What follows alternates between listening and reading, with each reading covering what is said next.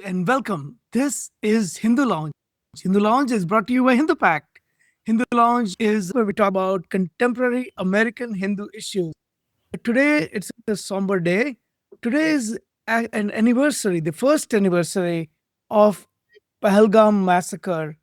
And this is about exactly a year ago, on April 22nd, 2025, 26 innocent people, 25 of them Hindus, were killed after identifying these people as Hindus.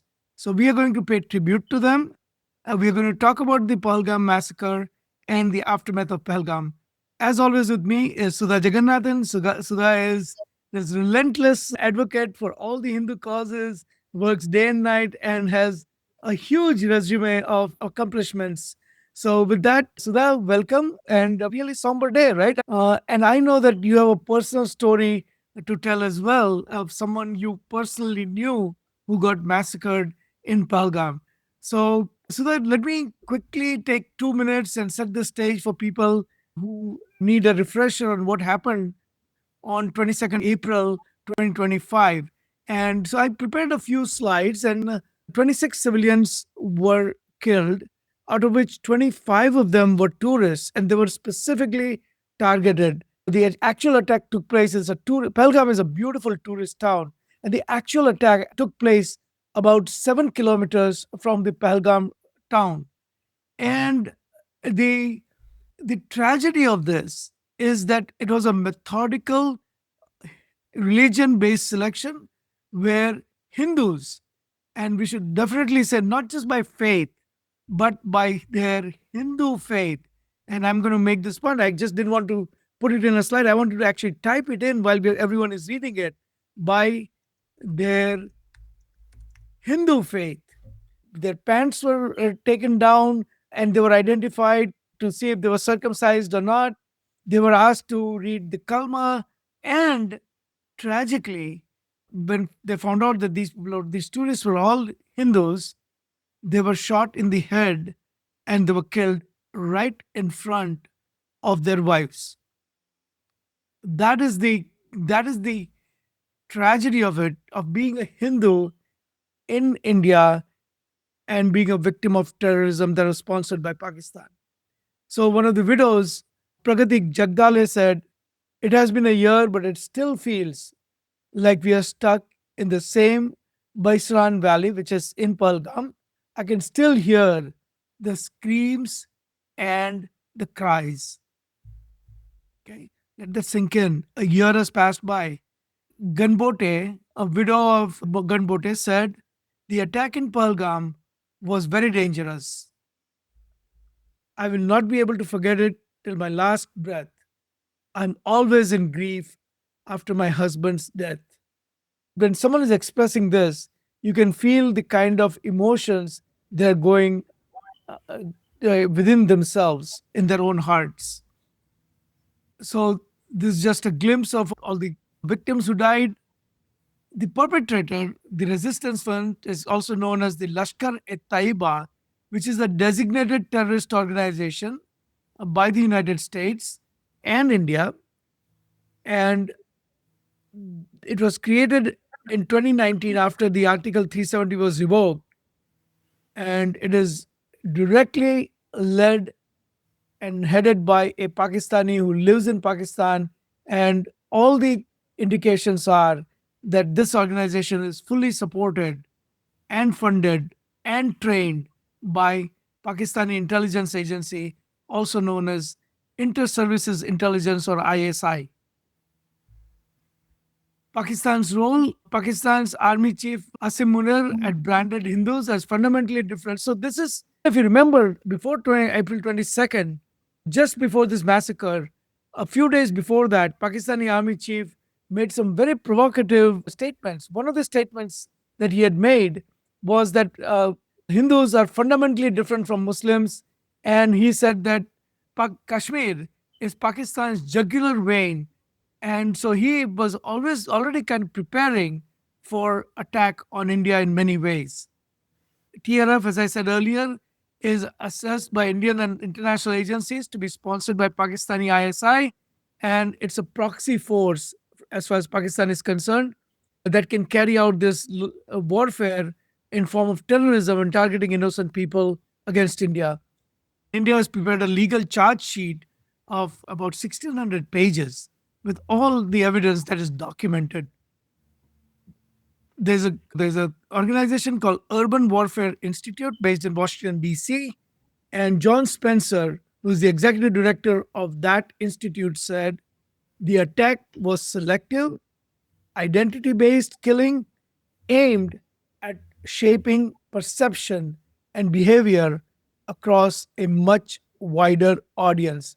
Basically, what they were trying to do is they create a sense of fear, sense of terror, and they, with the thought, what they thought was that this fear will drive the foreign policy of India, and they thought that they were immune because, and ISI and Pakistan and the terrorists thought that they are immune because they are hiding in some remote corner of Pakistan. Pakistan always thought that they have nuclear weapons. India is not going to attack them.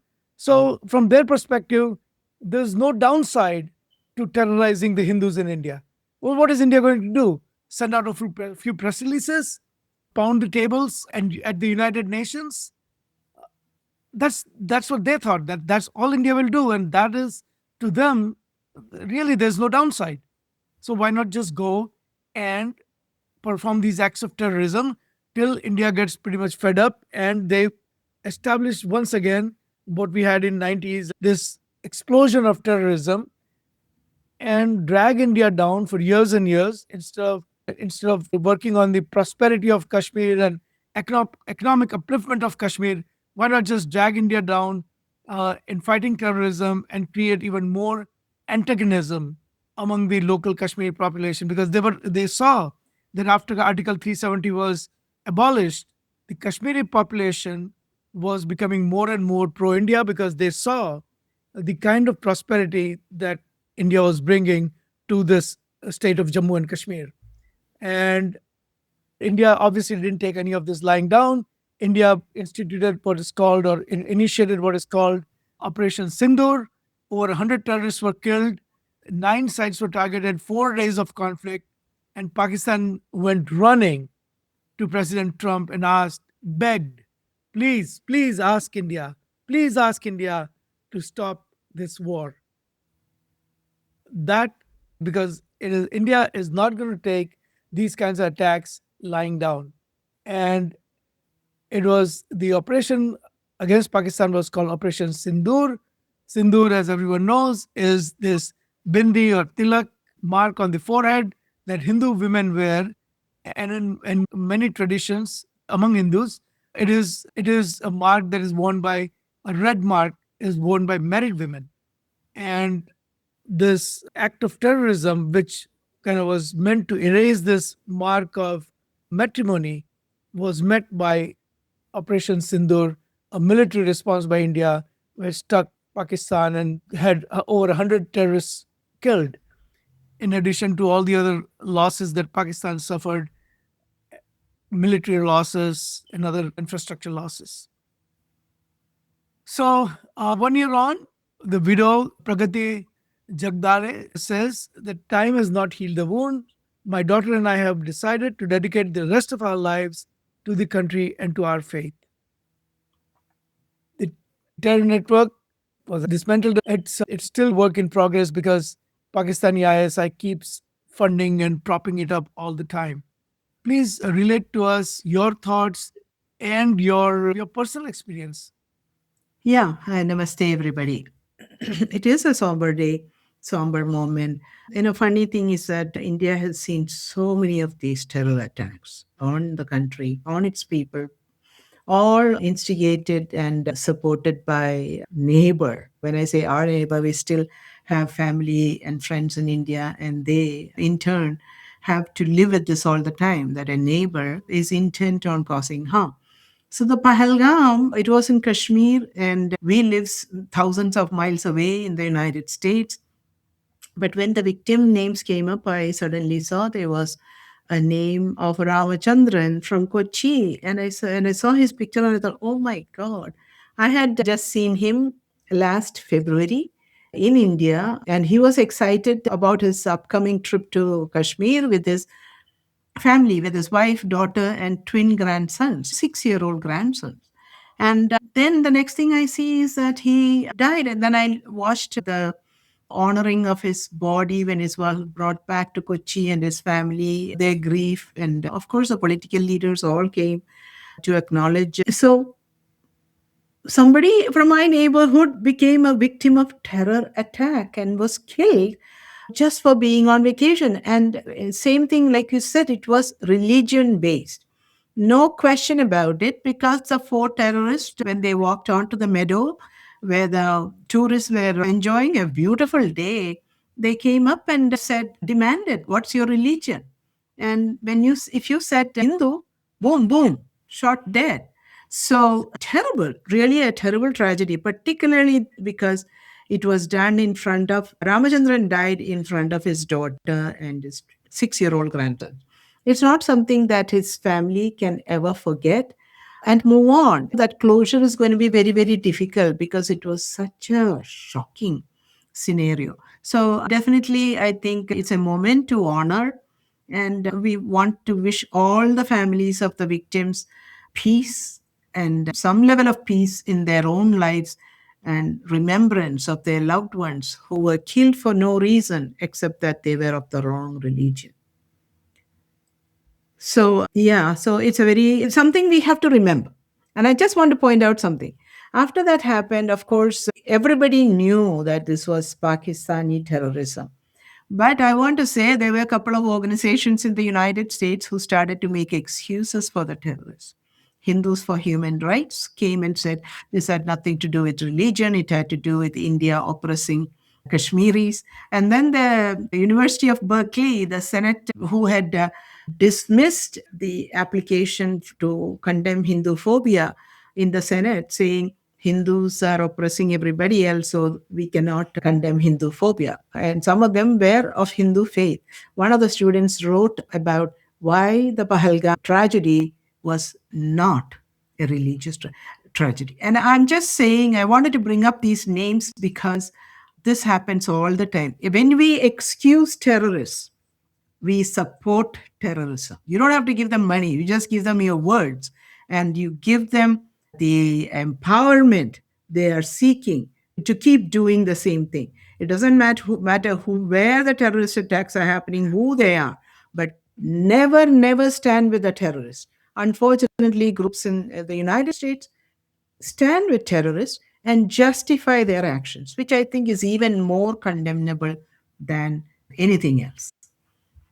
So, you remember the New York Times headline after this terror attack Yes. happened? Yeah. Do you remember what it said? The New York Times said at least 24 tourists gunned down by militants in Kashmir. Yeah. There's such a great hesitation in saying that 24 Hindus gunned down by Islamic terrorists because this was a targeted attack against Hindus. Yes. But they would not come out and say that. So they Yeah. would And not call it terrorism. They would not call it a murder of Hindus. It's so sanitized and whitewashed. but there was a lot of backlash, and I think they did edit that headline, right? Yeah, please. Audacity. Audacity. That is because they feel like they can get away with it. Anything to do with India or Hindus, they feel like they can get away with it. And they are always standing with terrorists. Honestly, I just don't understand how an American media house can be so blatantly Islamist. They are. And I think it's time we call them out. And in one sense, I kind of feel like, okay, these were the same people who's the Berlin chief of New York Times was a Nazi sympathizer during the Second World War. And for the longest time, New York Times would not publish the horrors being done by the Nazis on Jews. Imagine that. So the mentality has not changed. Why are they so supportive of terrorists? I would like to ask the family that owns New York Times, why are they on the side of terror organizations, terror enablers, and why are they always on the wrong side of history? And they were not alone. BBC, which loves India, I say that tongue in cheek, BBC absolutely detests India, as we know, and detests Hindus. I think there's some element in BBC that probably still wishes that India was a British colony. BBC came out with a headline that said, more than 20 killed after gunmen opened fire on tourists in Indian administered Kashmir. At how Mhm. many levels is this wrong? So they could have easily said more than 20 killed after terrorists, Islamist terrorists, opened fire on Hindu tourists in the Indian state of Jammu and Kashmir. That would have been the right framing, right? It would have been, but I think there is a big agenda behind all of this to kind of whitewash the Islamist terrorism in India or elsewhere. They See, when you sit back and look at what's going on anywhere, there's a global pattern to all of this behavior. It is Islamist terrorism, which the US government also calls it Islamist terrorism, right? Yeah. And it's a segment of the community that believes in using violence and terrorism for its own political grand visions. So in India, particularly, it's Pakistan. From the moment of its birth, Pakistan has been such a Rakshasic nation, Yeah, Asuric nation. And instead of focusing on the welfare of their own people, they use terror to intimidate India, to make India bow down to them. And if India did not respond to all of the terror attacks, doesn't mean India wasn't paying attention. I just want to mention, in Bhagavatam, Krishna, when he was a child, he promised his aunt that his cousin Shishupala will always be against him and he would forgive 100 times. At the 101st insult to Bhagavan Krishna, that he would take care of Shishupala. He did in the court of the Pandavas. And he dismissed him with the chakra, Sudarshana chakra. So we do show a lot of patience because India is a much bigger country, much, much bigger than Pakistan. So Pakistan is this little insect sitting there and poking. But India has shown the maturity, sometimes cowardice, I would say, based on the politicians in charge, but has not really gone ahead and demolished the nation of Pakistan. No, but this particular action at a time when peace was kind of reigning in Kashmir, prosperity was increasing, young people were hopeful of a good future for themselves, tourism was coming. This action definitely required a strong reaction, and that's what they got with Operation Sindhu. We saw the pictures. I know Pakistan did its spin job, and people say Pakistan won the narrative. Really? I mean, how do you trust a terror nation to win any kind of narrative? If you believe that, then I think you are living in a la la land. That's all I can say about You that. know, it's very interesting. Pakistan has always been a country that has lived on this lie after every loss, every military loss. The only time they couldn't lie, even there they tried to lie, was 1971 when 97,000 of its soldiers actually surrendered in the East Pakistan wing, which is Mm. now Bangladesh. But one of the days they said that in that day alone, 120 Indian aircrafts were shot dead. No such thing had happened. India lost aircrafts, a fraction of what they claimed. Pakistan lost even more aircrafts. But they built a narrative saying that how India is losing and retreating, and Pakistan is on the verge of securing an absolute victory. And a day later, 97,000 of their soldiers surrendered. In this particular case, If you look at the reports, they say that between 9 and 12 Pakistani combat aircrafts, including their prized F 16s and Chinese made JF 17s, were destroyed. India damaged their 4 radar sites, 2 command and control centers, 2 runways, and 3 aircraft hangars. A long range Pakistani surveillance plane, which is one of these AWACS or early airborne early warning systems, was destroyed. In fact, Pakistan even claimed that 13 military personnel were killed, actually, probably a lot more. And the economic impact of this particular 4 day engagement war with Pakistan, Pakistan lost almost $1.5 billion. I mean, this is a country that is going out this week, if you read the news, because some of the other Gulf countries withdrew deposits from Pakistani bank. They went for the begging bowl and got Saudi Arabia to put $5 billion in their bank account so that they stay afloat. And so 1.5 billion is a huge amount for them.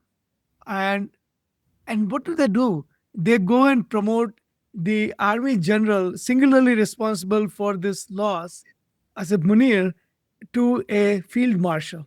Only the Mhm. second general in the Pakistani history to have that title, because they think that by claiming victory and promoting this general to a field marshal, they can show the world that they're honoring a wartime hero after losing all this. So it's a strange country when it comes to military losses. They try to spin it and spin it and spin it, right? Exactly, spin masters. But at the end of the day, we have to remember they are also behind the biggest terror attacks on United States, United Yeah, States assets abroad, U.S. soil. And I think Americans should remember who their real enemy is. It's the country of Pakistan and its terror right. machinery that trains and promotes. And I like to say Osama bin Laden was under the bed of Musharraf, the PM. He Oh, was hiding in plain sight. Yeah. he was only 10 miles away from the biggest, not even 10 kilometers, right, or so away Yeah. from the headquarters of Pakistani army. And he was Yes. staying there for years and years and years. Yeah. I understand the political needs of countries and balancing act everybody plays. And I know US cozying up to Pakistan does seem very strange, but I understand it. But really, Pakistan as a country is actually a danger to the whole world. And I Absolutely. would say most, I mean, look at the Middle East today, like you said.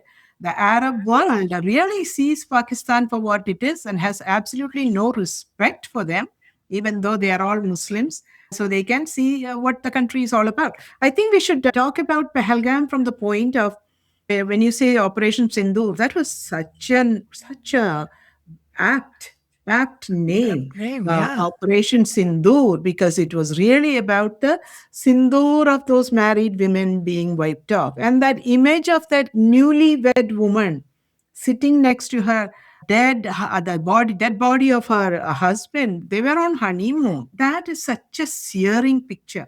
And little kids, small kids, 3-year old, 6-year olds, this is all happening in front of their eyes. And that is the ultimate cruelty. It's the terrorists had no humanity. And one of them said, "Be glad we are not killing you," told the women, that we are only killing the men, as if they were doing everybody a favor. I just hope that the civilized world will capture those perpetrators. They have no place to hide. They will be caught one day. And I hope they get justice at the hands of humanity. I don't know what happens later on. So, Sudhar, sometimes people say that you kill someone and it's a violence that you committed one time on them, and but you you leave a witness like their wives and their Mhm. daughters behind. Now they are going through a violence of some sort every single day for the rest of their lives, Yes. and it's never going to be over. And these women were, many of them, young, very young, 25, 30 years old. They just got married the previous week. Yeah. They were on their honeymoon, a couple of them. So these women will carry the emotions and the mental torture for years and years, decades and decades in their mind and their hearts. And that pain and suffering will never go away. Yeah. And So, I think in some we, ways, this yeah. is even a bigger attack on Hindu women. I think that is the idea of Pakistan. Remember, in Pakistan, every year, on average, 1,000 Hindu, Christian, Sikh girls are kidnapped from their own homes. Sometimes a young woman kidnapped from her marriage ceremony itself and raped and forcibly converted. Usually, a 10-year-old is married off to a 45-year-old or trafficked. Actually, USCIRF ambassador at large, Sam Brownback, said Pakistan is trafficking Christian Yeah, Hindu girls to China. to China. So, this is a country with no conscience. So, this is a pattern of behavior targeting women. In Pahalgam, it was an indirect target of women by killing their men in front of them. But look, like you said, the pain and suffering and the long term trauma, not only on those women, but the entire country that had to see this happening at a time when with everybody thought it's great to go have a vacation in Kashmir. So I think Pakistan's role, and like you said, 1971, 200 to 400,000 Hindu women raped on purpose as part of war strategy. So when I look at that, I hesitate to bring up this, but it's the Pakistani Britishers who are accused of hundreds of thousands of white Christian British girls being groomed, killed, abused. So something is wrong with this mentality of this terror organization nurtured and promoted as a foreign policy strategy, as a strategy of ensuring fear, intimidation in amongst community members, and a strategy to affirm superiority of ideology. So I think the world has to come together. And I kind of feel sad and disappointed that the world does not look at the big picture. I'm sure they know the big picture, but they refuse to look at the big picture and take this country to task for every act of violence it's committed. Yeah, And I hope they do. but if you really look at it, this is in fact going in some other direction, right? Since last week, we've all been reading about this Tata Consultancy Services TCS Nasik office. And in that Nasik office, eight, at least they know of eight so far, Hindu women were being forced by their Muslim male managers and one woman to recite the Islamic prayers, to keep the Islamic fast, and all because they were being told that if you want to keep your job, if you want to get a promotion, you better follow the Islamic practices. Or in one of the cases, there was an affair, and there was a threat that said that if you don't succumb to our wishes, then we will expose you online. So that kind of attack against women, whether it is in Kashmir, as you mentioned, for which we have a project called Chingari, they're speaking up for these little Hindu girls, whether it is in corporate India, where this term that people have used called love jihad is taking place, or whether it's in UK where the grooming gangs are active, the underlying ideology that drives all of these activities is the same. It is the same pattern. It is a pattern of targeting women singularly. What happened at TCS, obviously, that's under investigation. I hope full investigation happens. But to have had that happen at a workplace where expect methods and procedures in place in human resources to address complaints, and sounds like they did not pay attention to it. And these, at least one complainant had to go outside and report it to the police. And the police sent a group of women police officers who disguised themselves as a cleaning crew. And they paid attention to what was going on, listened to all of these coercive activities done by managers, peers, people who had power over these women employees of TCS. And that's how the case has been taken up. So after the Pahalgam, what we are seeing is in India, the Islamists within India. Of course, India has a big Muslim population who are very strong in their Indian citizenship and participation in the country's welfare.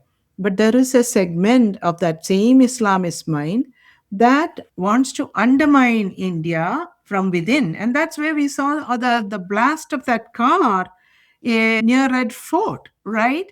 It was It was also done actually, by LET. but the person who did it was a doctor. Oh yeah, of course. And when Yeah. the TCS is all highly educated engineers, I feel terribly sorry that we think that education can change your mind. But really, in this case of the Islamist mindset, education doesn't do a thing. It No. actually, like this, a Dr. Jekyll and Mr. Hyde personalities. Yeah. The doctor, in one sense, who promises to protect life, in the on and the other side of that same personality is to cause maximum destruction to humanity in Red Fort. So it is very dangerous what I think what is happening in India. But I think America, so we sit in America, we are looking at what does this mean to us in America. I think what it means is that we have to be vigilant.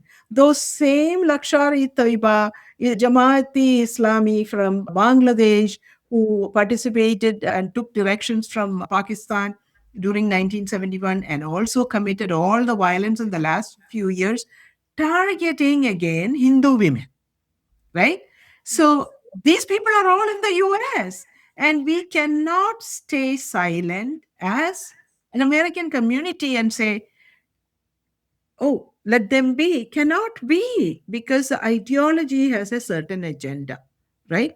And it's up to the American government and I would say city, state, counties, and the federal government to ensure that they keep the citizenry protected. How are they going to do that when they also keep all of these terror hubs active and alive in the United States? It's a big concern, I think, for ordinary Americans. But the funny thing is, most ordinary Americans don't know this is happening in their backyard. So, Sudha, if you were to ask, if you were to have, say, a congressional briefing, or Hmm. if you were to have a presentation in front of Tom Lantos Commission. Yeah. So, like I said, when Pahalgam happened, the whitewashing started by saying this had nothing to do with religion. Then the second excuse was that even if this happened, that is because of disgruntled Muslims who are being oppressed by Hindus in India. That's a big thing, right? USCIRF report is all about serious oppression of Muslims and Christians in India and imminent genocide of Muslims, and that the United States State Department has to brand India as a country of particular concern, CPC. So when we talked to the Congress members, well, first we were very polite and didn't want to bring up a lot of these things. But I'll give you one example. A Congress member we had been working with for a couple of years, asking this person to sponsor, add their name to HR 69, condemn Hindu phobia and celebrate Hindu American. Just a very simple bill. For 2 years, they kind of gave us all kind of excuses. And of course, now it's election time. We met with this person and said, well, tell us, what's the real problem here? Is someone coming and telling you that this is a problem? This Congress member said, yes. I have been told that Hindu phobia term is a cover for anti-Muslim. So I said, oh my God. Okay, so there's nothing about Muslims in this bill. It's just saying condemn Hindu phobia. There is rising Hindu hostility against the Hindus. Celebrate the Hindu Americans, which Democratic Party and Republican Party always call out and say wonderful community, a beautiful addition to American society. So I said, Congress member, you signed in 2021 the bill to combat Islamophobia.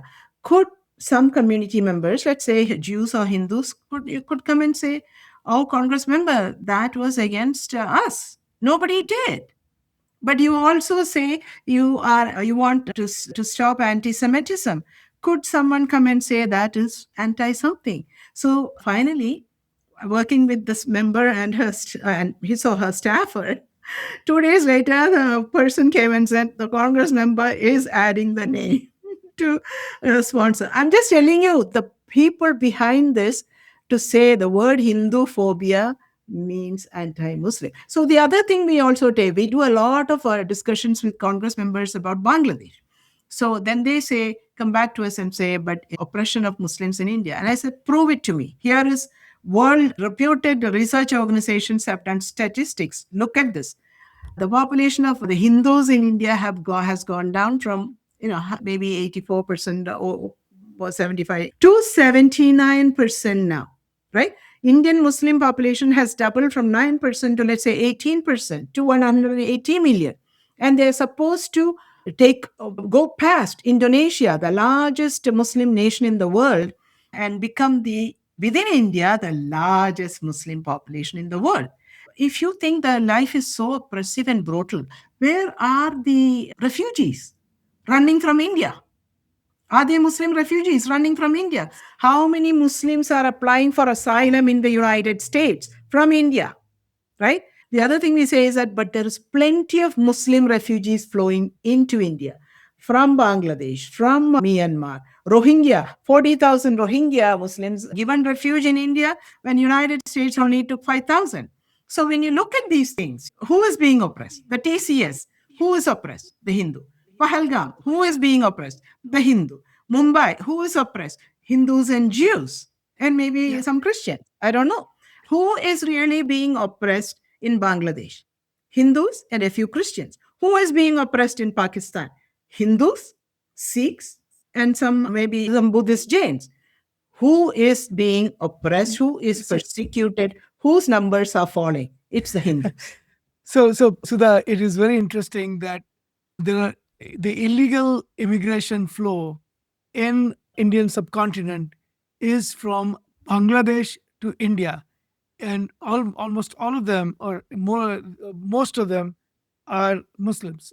Hindus were, of course, the persecuted Hindus also come, but a lot of illegal people in Mumbai, if you go around, and if you look at all the illegal Bangladeshis there, almost all of them are Muslims. Now, that is not Yes. to say that Hindus who are not coming there, Hindus who are on the run from their houses being burnt and women being raped and all the persecution that Hindus are facing, they're obviously going to come. But a majority of the people coming to India in Assam, in West Bengal, and then spreading all over the India are not Hindus. And so, if India was so terrible for Muslims, then why are the Muslims from Bangladesh, an Islamic country, coming to India? Mhm. Okay, here is the other example that should give a pause to anyone who thinks that India is this land of Islamic persecution.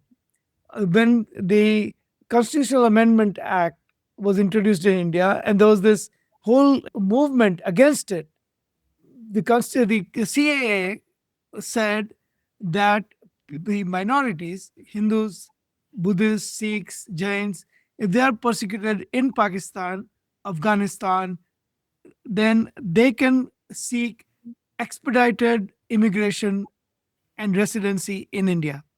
And all the Muslims in India were up in arms against it, saying that why not Muslims? Well, if the condition of Muslims was this bad in India, as that Indian American Muslim Council and other people portray, Hindus for Human Rights portrays, then the last thing the Muslims would want is to migrate from Pakistan to India. Indian Muslims demand that, oh, we are suffering, but please come join us in our suffering. Pakistan is this land of, in India, we would say ghee and butter. So enjoy Pakistan. That is what Pakistan was created for. But now to say that, oh, things are so bad for Muslims in Pakistan that India should grant them humanitarian asylum, expedited citizenship, and other things makes no sense. So either you say that Pakistan is much worse for Hindus, Pakistan is much worse for Muslims, or Bangladesh is much worse for Muslims, and India is much better, or say India is really bad and grant expedited exit to Muslims because India is so bad. But you can't really have it both ways. I know there is no logic to these conversations where, like Hindus for Human Rights, the University of California, Berkeley Student Senate, or the Indian American Muslim Council, Council of American Islamic Relief, the Rutgers Institute CSRR, started by Palestinian lawyers that throw out propaganda, atrocity literature. But if you see, it's a Nazi thing. You speak a lie 1,000 times, and then the world believes it's a truth. So the point for us is that we need to start speaking our truths in many, many different ways, many forums, and make sure that this is addressed.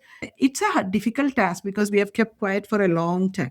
The Pahalgam, after Operation Sindoor, I know Indian government sent a diverse group of politicians and foreign policy people to the various state capitals. And the US, of course, met with MP Shashi Tharoor and his team. And we reached out and thanked the Senate Foreign Relations Committee members and the House that met with him. So those were good things, but I wish India had its own megaphone to speak out. But I don't know if it's a Hindu way of dealing with things that is keeping us from maintaining a quieter voice on this. I don't know if that's the long term. It's going to be in the interest of us in the long term. The more our kids hear from the Berkeley students that this was not religion based, this was India oppressing Kashmiris by removing 370. When they don't understand what did 370 do, it gave freedom to the Kashmiri Muslim women who were not allowed to own property if they married someone outside of Kashmir. It freed up the Shia Muslim community from being downtrodden by the Sunni And leadership. Dalits from getting any And substantial Dalits, jobs. they could not apply for jobs. It gave freedoms to the average woman and man in Kashmir. It brought movie theaters back for the young. It brought universities. It brought the engineering, medical schools. Isn't that what a young person wants? So I just don't understand this narrative. But that narrative has power. That narrative has power. I'm glad we are doing this talk because No, here we get. I'm really, I just want to say that it's such a tragedy. But if anything that has come out of this tragedy is that once and for all, at least for next couple of years, Pakistan will realize that this kind of terrorism is not an answer to any problem. And they will realize that the narrative that people like their field marshal has built, that Hindus are cowards and Hindus will never retaliate and Hindus will always take everything lying down. I don't think that narrative is also going to prevail anymore, because they've seen that India will not just take it silently. For every sindoor that is erased, India has an answer. India will give the answer. And it is only because of bad politics of India that it prevented India for not responding for 75 years. But I don't think that will hold anymore. So let this be, in many ways, the very last terror attack on really the women of India. On the women of India. I think that's a very good way to conclude this talk. So, our prayers to all of the victims and their Yep. families, we remember them. And to all the folks, people of India, be safe and let's not see any more of these violent acts on the land of India and in the United States and Canada, where we all live. And those who are still living in as they suffer as a result of the terror attacks in Pahalgam. Thank you, Sudha. Thanks for joining. It's a very meaningful conversation today. And everyone, thank you for joining. This is Hindu Lounge. Hindu Lounge is brought to you by Hindu Pact. Hindu Pact is Hindu Policy Research and Advocacy Collective. We are an independent, non-profit advocacy organization. And we will do this again soon. We have a lot of good topics lined up. We look forward to joining you. Thank you. Thank you. Namaste.